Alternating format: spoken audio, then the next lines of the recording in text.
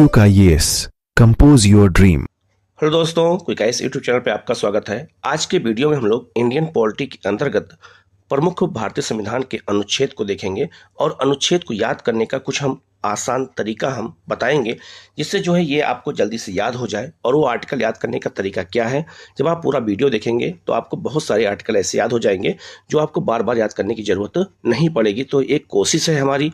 Video कैसा लगेगा आप जरूर बताइएगा, तरीका कैसा लगेगा वो भी बताइएगा। आप लोग कहीं कोई डाउट हो तो आप कमेंट करके पूछ लीजिएगा, उसका जवाब आपको दिया जाएगा। आप लोग चैनल को सब्सक्राइब कर लीजिएगा, बेल आइकन को प्रेस कर लीजिएगा। और ये बहुत महत्वपूर्ण वीडियो, इसको अच्छे से देखिएगा। संविधान के कौन कौन से आर्टिकल हैं और उनको याद करने का सबसे आसान तरीका क्या है उसको हम बताएंगे। और इसी तरह के वीडियो लगातार मिलते रहेंगे, तो आप लोग चैनल को सब्सक्राइब कर लीजिएगा, बेल आइकन को जरूर प्रेस कर लीजिएगा, जिससे इस तरह क्लास लगातार आपको मिलती रहे। हम लोग शुरू करते हैं सीधे लेसन की ओर।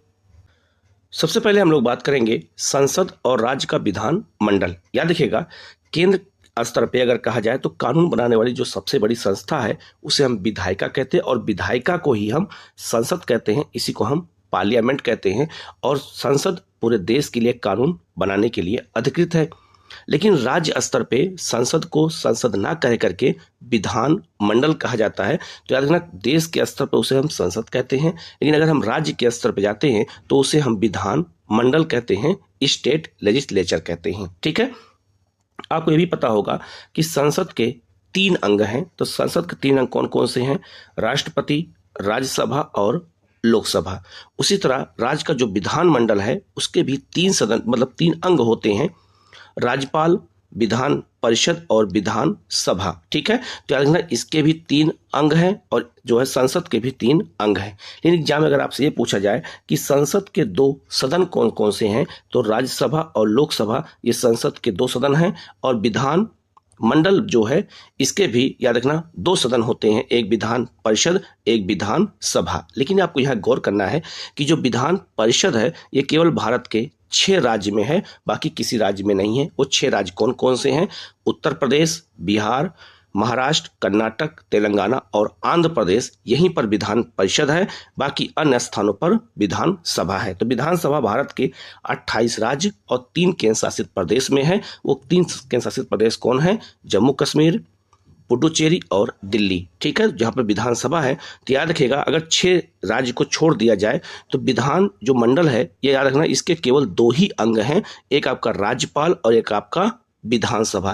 लेकिन जो है 6 राज्य ऐसे हैं जहां जो है विधान मंडल के 3 अंग हैं, राज्यपाल, विधान परिषद और विधान सभा। तो इसको हमें अच्छे से याद रखना है। अब यहाँ अगर आपसे क्वेश्चन पूछा जाए कि विधानसभा और जो है आपका संसद, चाहे आपका संसद हो और चाहे लोकसभा हो, चाहे राज्यसभा हो, चाहे राष्ट्रपति हो और चाहे आपका विधान परिषद हो या विधानसभा हो, इससे जुड़े हुए आर्टिकल कैसे याद किए जाएं, तो याद रखिएगा जो स्थिति देश में संसद की है वही स्थिति राज्य में विधान मंडल की है। तो दोनों के आर्टिकल कैसे याद करने हैं ये हमें अच्छे से देख लेना है, क्योंकि दोनों चीजें वहां पर सेम चीजें दी गई हैं। जो केंद्र में लागू होती हैं वही राज्य में लागू होती हैं, लेकिन कैसे होती हैं और क्या जोड़ करके आर्टिकल को याद करना है, तो इसको अच्छे से अगर इस फार्मूला को याद रखेंगे तो आपको गलत क्वेश्चन नहीं होंगे। अब आप देखिएगा, संविधान के आर्टिकल 79 में कहा गया है संसद का गठन। तो आर्टिकल 79 में संसद का गठन बताया गया है और राज्यों के विधान मंडल का गठन बताया गया है 168 में। अब याद कैसे करें? तो याद रखिएगा, जो केंद्र के आर्टिकल हैं उन आर्टिकल में अगर 89 जोड़ देंगे तो उससे राज्य के आर्टिकल के बारे में पता चल जाएगा। इसी तरह के बहुत सारे आर्टिकल ऐसे हैं जहां पर 89 जोड़ना है और नए नए आर्टिकल आपको राज्य के पता चलते चले जाएंगे। जैसे अगर आपसे पूछा जाए संसद का गठन किस आर्टिकल में है, तो 79 में है। अगर इसमें हम 89 को जोड़ देंगे तो 89 को जोड़ने के बाद आपका याद रखिएगा राज्यों के विधान मंडल का गठन आपको पता चल जाएगा, और आर्टिकल 168 है। ठीक है, उसी तरह से राज्यसभा की जो संरचना है वो आर्टिकल 80 में है, और इसमें अगर 89 हम जोड़ देंगे तो राज्य के विधान परिषद के गठन और समाप्ति के बारे में पता चल जाएगा, जो आर्टिकल 169 में है। यहाँ एक बात और याद रखना है कि 80 में केवल राज्यसभा की संरचना दी गई है, लेकिन 169 में राज्य जो विधान परिषद है उसका गठन भी बताया गया है और साथ में उसकी समाप्ति भी बताई गई है। दोनों एक ही आर्टिकल में है। अब याद रखिएगा, आपको पता होगा कि संसद का जो उच्च सदन है वो आपका राज्यसभा है, और जो राज्य का जो विधानमंडल है उसका उच्च सदन कौन सा है? विधान परिषद है। तो दोनों जो है सिमिलर है अपने अपने स्थान पर, इसीलिए जब हम 80 में 89 को जोड़ेंगे तो 169 पता चल जाएगा। यह क्या होगा? ये आपका विधान परिषद है। तो विधान परिषद किस आर्टिकल में है, विधानसभा किस आर्टिकल में है, यही सारे क्वेश्चन एग्जाम में आपसे पूछे जाएंगे, इसलिए इसको बहुत अच्छे से याद करने की जरूरत है आप लोगों को। ठीक है, उसी तरह से आर्टिकल बढ़ते हैं। लोकसभा की संरचना का उल्लेख आर्टिकल 81 में है, 81 में है, और इसमें अगर हम 89 को जोड़ देंगे तो राज्य विधानसभा की संरचना किस आर्टिकल में है? 170 में है, हमें पता चल जाएगा। तो हमें बार बार रटने की जरूरत नहीं है, केवल हमें केंद्र के आर्टिकल को याद करना है, 89 जोड़ते जाना है और राज्य के आर्टिकल के बारे में हमें पता चलता चला जाएगा। तो इससे हमें जो है आसानी होती है आर्टिकल को याद करने में। ठीक है, हमारा केवल एक ही मकसद है कि आपका एग्जाम क्लियर होना चाहिए और आपको ये आर्टिकल याद होने चाहिए। ठीक है, तो याद रखिएगा, अगर पूछा जाए लोकसभा की संरचना किस में है तो आर्टिकल 81 में है, और आपसे अगर पूछा जाए विधानसभा की संरचना किस आर्टिकल में है तो याद रखिएगा संसद वाले आर्टिकल में 89 जोड़ दीजिएगा तो 170 हो जाएगा, और ये आपका पता चल जाएगा कि विधानसभा की संरचना कहां पर है। और आपको यह भी पता होगा कि लोकसभा आपका निम्न सदन है, जनता का सदन है, उसी तरह राज्य में भी विधानसभा भी जनता का सदन है, निम्न सदन है। तो दोनों सिमिलर हैं, तो दोनों के लिए आर्टिकल के लिए 89 जोड़ देंगे। जब हम लोकसभा के आर्टिकल में 89 जोड़ेंगे तो राज्य जो है विधानसभा के बारे में हमें पता चल जाएगा। ठीक है, उसी तरह से राज्यसभा का सभापति और उपसभापति आर्टिकल किसमें है तो जो है 89 में है। इसमें अगर 89 हम जोड़ देंगे तो 178 हो जाएगा। इसमें हमें विधानसभा के अध्यक्ष और उपाध्यक्ष के बारे में पता चल जाएगा। ठीक है, तो यहाँ पे सभापति उपसभापति और इसका जो है कहाँ पर विधानसभा के सभा अध्यक्ष और उपाध्यक्ष के बारे में हमें जानकारी मिल जाएगी जब हम इसमें 89 जोड़ देंगे। ठीक है, उसी तरह से एक आर्टिकल है 93। आर्टिकल 93 में कहा गया है कि लोकसभा का अध्यक्ष और उपाध्यक्ष, उसमें हम 89 जोड़ देंगे तो विधान परिषद का सभापति और उपसभापति के बारे में पता चल जाएगा। उसी तरह से संसद के सदनों की तथा उनके सदस्यों के समितियों की शक्तियों के विशेषाधिकार, इसका मतलब सिंपल यह है कि हमारे जो संसद है उसके सदस्यों के कुछ विशेषाधिकार होते हैं, तो वो विशेषाधिकार किस आर्टिकल में है? 105 में। ये क्वेश्चन बहुत बार आ चुका है। 105 में अगर 89 जोड़ देंगे तो विधानमंडल के सदस्यों के विशेषाधिकार के बारे में पता चल जाएगा। तो 194 में विधान मंडल के सदस्यों के विशेषाधिकार के बारे में बताया गया है, और संसद के सदस्यों के विशेषाधिकार की जानकारी हमें कहाँ मिलती है? आर्टिकल 105 में। आप जाके प्रीवियस ईयर क्वेश्चन देखिएगा, बहुत सारे क्वेश्चन यहाँ से आए हुए हैं। ठीक है, तो 89 जोड़ते जाना है और आपको आर्टिकल जो है राज्य के पता चलते चले जाएंगे। आगे बढ़ते हैं, याद रखिएगा आर्टिकल 108। आर्टिकल 108 में क्या बताया गया है? जो है कुछ दशाओं में दोनों सदनों की संयुक्त बैठक। तो संयुक्त बैठक प्रावधान जो है ऑस्ट्रेलिया के संविधान से लिया गया है। ये भी याद रखना कि राज्य में संयुक्त बैठक का प्रावधान नहीं होता है। राज्य में किसी भी विधानसभा में जो है संयुक्त बैठक का प्रावधान नहीं होता है। संयुक्त बैठक का प्रावधान केवल संसद में है, केंद्र स्तर पे है। आर्टिकल 108 दिया है और कहीं भी जो है संयुक्त बैठक का प्रावधान नहीं है, इसलिए यहाँ 89 जोड़ने का हमें जरूरत नहीं पड़ी, क्योंकि राज्य में संयुक्त बैठक का प्रावधान होता ही नहीं है। तो याद रखना संयुक्त बैठक का प्रावधान कहाँ है? आर्टिकल 108 में है, ये आपको याद हो जाएगा। अब एक बहुत इंपॉर्टेंट आर्टिकल है जो बहुत बार एग्जाम में पूछा जाता है, धन विधेयक की परिभाषा। तो याद रखना धन विधेयक की परिभाषा हमारे संविधान में 2 आर्टिकल में दिया है, कई बच्चों को नहीं पता होता है। धन विधेयक की परिभाषा 110 नंबर आर्टिकल में है, ये केंद्र स्तर पे है। इसमें अगर 89 जोड़ देंगे तो राज्य की धन विधेयक की परिभाषा पता चल जाएगी जो 199 में है। तो याद रखिएगा धन विधेयक जो ये आपका 110 में है ये आपका केंद्र सरकार का है, और जो 199 में है ये राज्य सरकार का है, धन विधेयक है जो राज्य विधानमंडल से जुड़ा हुआ है मामला है। ठीक है, तो ये बात याद रखिएगा कि धन विधेयक की परिभाषा 110 में है, जब उसमें हम 89 जोड़ देंगे तो राज्य के धन विधेयक की हमें जानकारी मिल जाएगी। अब हम लोग बात करते हैं, याद रखिएगा एक आर्टिकल है 111 आर्टिकल में बताया गया है कि अगर संसद के दोनों सदनों द्वारा अगर कोई कानून पास किया जाता है, जब राष्ट्रपति सिग्नेचर करता है तभी वो कानून बन जाता है। तो याद रखिएगा जब दोनों सदनों द्वारा पास किया हुआ कोई विधेयक जब राष्ट्रपति के पास जाता है तो राष्ट्रपति आर्टिकल 111 के तहत ही विधेयकों पर अनुमति देते हैं, तब वो कानून बन जाता है। याद रखिएगा यही विधेयकों पर अनुमति राज्यपाल कहाँ पे देता है, राज्यों में देता है। तो 100 जो है कितने में, 111 में हम 89 जो जोड़ देंगे तो 200 हो जाएगा, और 200 आर्टिकल में राज्यपाल द्वारा विधेयकों की अनुमति से जुड़ा हुआ प्रावधान किया गया है। ठीक है, ये बहुत इंपॉर्टेंट चीज है, इसको हमें समझना जरूरी है। और याद रखिएगा, जो ये आपका है क्या कहते हैं, ये राज्यपाल के लिए है और आपका किसके लिए है, ये राष्ट्रपति के लिए है। यही चीजें हमें अच्छे से समझने की जरूरत होती है। ठीक है, तो आपको ये पता चल जाएगा कि जो है कुछ आर्टिकल ऐसे हैं जो केंद्र के हैं, 89 हमें जोड़ करके उन आर्टिकल को हमें याद करने की अनुमति, मतलब हमें एक तरीका मिल जाता है। तो इसलिए हमें इसको अच्छे से याद रखना है। आगे बढ़ते हैं, राष्ट्रपति के बारे में बात कर लेते हैं। तो राष्ट्रपति के बारे में बात करेंगे तो साथ साथ में हम राज्यपाल के बारे में बात करना पड़ेगा, क्योंकि केंद्र स्तर पे अगर राष्ट्रपति है तो राज्य स्तर पे राज्यपाल है, और दोनों की पोजीशन अपने अपने स्थान पे सेम है। पहले हम बात करते हैं राष्ट्रपति। तो राष्ट्रपति का आर्टिकल 52 में बताया गया है कि भारत का राष्ट्रपति होगा। ठीक है, भारत का एक राष्ट्रपति होगा, ये कहाँ बताया गया है, आर्टिकल 52 में। आर्टिकल 54 में बताया गया राष्ट्रपति का निर्वाचन। ये क्वेश्चन बहुत बार आ चुका है कि राष्ट्रपति का निर्वाचन किस आर्टिकल में है। तो राष्ट्रपति का जो निर्वाचन है, याद रखना, ये 54 में है, ये आपको याद रखना है।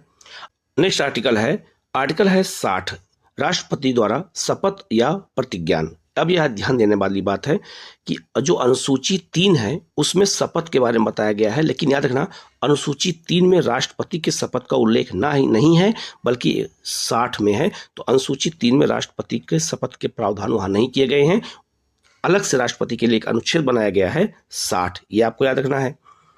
इसके बाद आर्टिकल 61 है राष्ट्रपति का महाअभियोग। राष्ट्रपति महाअभियोग राष्ट्रपति पे लगाया जा सकता है। यह आर्टिकल जो है किसमें है, 61 में है। 63 में जो है भारत का उपराष्ट्रपति होगा, ये बताया गया है। और 64 में उपराष्ट्रपति का राज्यसभा का पदेन सभापति होगा, ये बताया गया है। तो जो भारत का उपराष्ट्रपति होता है वो जो है राज्यसभा का पदेन सभापति होता है, तो उपराष्ट्रपति के नाते उसे वेतन नहीं मिलता है। याद रखना, वो राज्यसभा का पदेन सभापति होता है, उसके नाते उसे वेतन मिलता है। आर्टिकल 66 में बताया गया है उपराष्ट्रपति का निर्वाचन, और 123 में बताया गया है अध्यादेश किसका, याद रखना, राष्ट्रपति का। तो राष्ट्रपति अध्यादेश जारी कब कर सकता है, जब संसद की सदन कार्यवाही ना हो रही हो और देश को नए कानून की आवश्यकता हो जाए, तब जो है राष्ट्रपति अध्यादेश जारी कर सकता है। किस आर्टिकल के तहत कर सकता है, तो आर्टिकल 123 के तहत कर सकता है, ये आपको याद रखना है। अब आगे बढ़ते हैं। अब राष्ट्रपति और राज्यपाल से जुड़े हुए आर्टिकल में अगर हम सिमिलर देखें तो कुछ ऐसे आर्टिकल हैं जो राष्ट्रपति के लिए भी हैं और काम के लिए, और वही काम राज्यपाल के लिए है, लेकिन दोनों आर्टिकल अलग अलग हैं। उनको कैसे याद करना है, तो बहुत सिंपल है। जैसे आपका याद रखिएगा, पहला आर्टिकल है एक, आर्टिकल 72 में बताया गया है राष्ट्रपति की क्षमादान की शक्ति।